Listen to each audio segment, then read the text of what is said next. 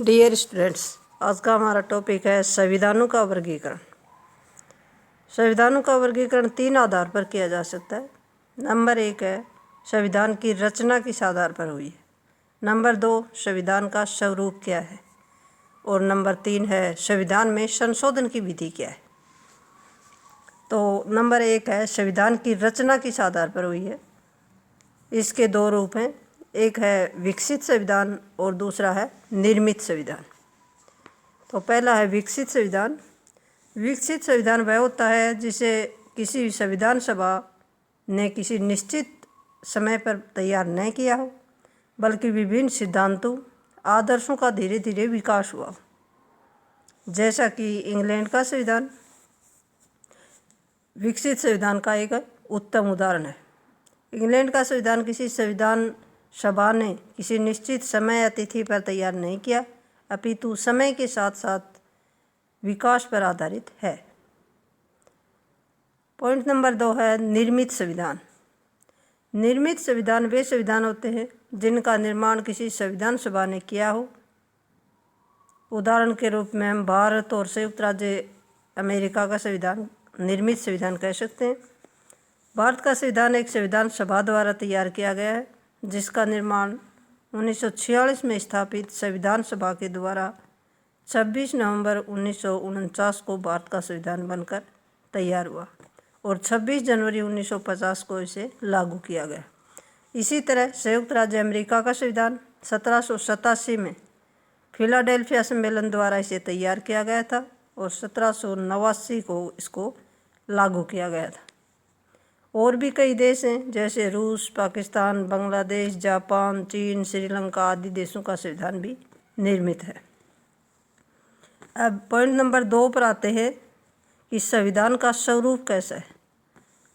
इसके भी 2 प्रकार हैं, एक लिखित संविधान और दूसरा अलिखित संविधान। तो पहला है लिखित संविधान। लिखित संविधान वह होता है जिसके सिद्धांत, आदर्श, नियम व उपनियम लिखित हों। लिखित संविधान एक संविधान सभा द्वारा तैयार किया जाता है, जैसे कि भारत, अमेरिका, चीन, जापान आदि देशों का संविधान लिखित है। लिखित संविधान में संशोधन एक निश्चित विधि द्वारा किए जाते हैं। दूसरा पॉइंट है अलिखित संविधान। अलिखित संविधान वे होते हैं जिसके नियम और सिद्धांत लिखित रूप में न होकर बल्कि रीति रिवाजों पर आधारित हों। अलिखित संविधान ही विकसित संविधान होता है। अलिखित संविधान में परंपराओं और रीति रिवाजों का विशेष योगदान होता है। कोई भी संविधान पूर्ण रूप से न तो लिखित होता है और न ही अलिखित होता है। इंग्लैंड का संविधान अलिखित है और यदि इंग्लैंड के संविधान से परंपराओं को निकाल दिया जाए तो वह सूखी हड्डियों के पिंजरे के समान रह जाएगा। तीसरा पॉइंट था संविधान में संशोधन की विधि। संशोधन की विधि के आधार पर भी 2 प्रकार के होते हैं, एक लचीला संविधान और दूसरा कठोर संविधान। तो पहला है लचीला संविधान। लचीला संविधान वह संविधान नहीं होता है जिसमें संशोधन करने की विधि अलग हो और साधारण कानून बनाने की विधि अलग। लचीला संविधान वह होता है जिसको आसानी से बदला जा सके और साधारण कानून बनाने और संशोधन करने की विधि में कोई विशेष अंतर न हो। जैसा कि प्रोफेसर बारकर ने कहा है कि ऐसा संविधान लचीला होता है जिसके अनुसार सरकार का स्वरूप जनता या उसके प्रतिनिधियों की इच्छा अनुसार सुगमता से परिवर्तित किया जा सकता हो। इंग्लैंड का संविधान लचीले संविधान का सर्वोत्तम उदाहरण है। इंग्लैंड में साधारण विधि और संवैधानिक कानून बनाने की प्रक्रिया में कोई अंतर नहीं है। जिस प्रकार साधारण कानून पारित किया जाता है उसी विधि अनुसार संवैधानिक कानून पारित किया जाता है। गार्नर ने लिखा कि उन संविधानों को लचीला संविधान कहा जाना चाहिए जिनको साधारण कानूनों से उच्चतम कानूनों की शक्ति प्राप्त नहीं है, जिसमें दूसरे कानूनों की भांति ही परिवर्तन किया जाता हो। अब पॉइंट नंबर 2 आता है कठोर संविधान। कठोर संविधान ऐसा संविधान होता है जिसमें संशोधन आसानी से नहीं किया जा सके। कठोर संविधान में साधारण कानून पास करने की विधि और संविधान में संशोधन करने की विधि में अंतर होता है।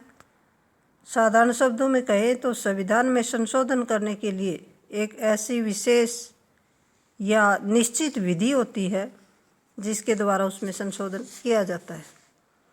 प्रोफेसर गार्नर ने लिखा है कि कठोर संविधान के बारे में अपने विचार इस प्रकार व्यक्त करें कि संविधान को विभिन्न स्रोतों से उपजते हैं जो कानूनी रूप से साधारण कानूनों से ऊपर है और जिन्हें विशेष विधियों द्वारा बदला जा सकता हो, उसे कठोर, स्थिर या अलचीला संविधान कहना चाहिए। संयुक्त राज्य अमेरिका का संविधान विश्व में सर्वाधिक कठोर संविधान माना जाता है।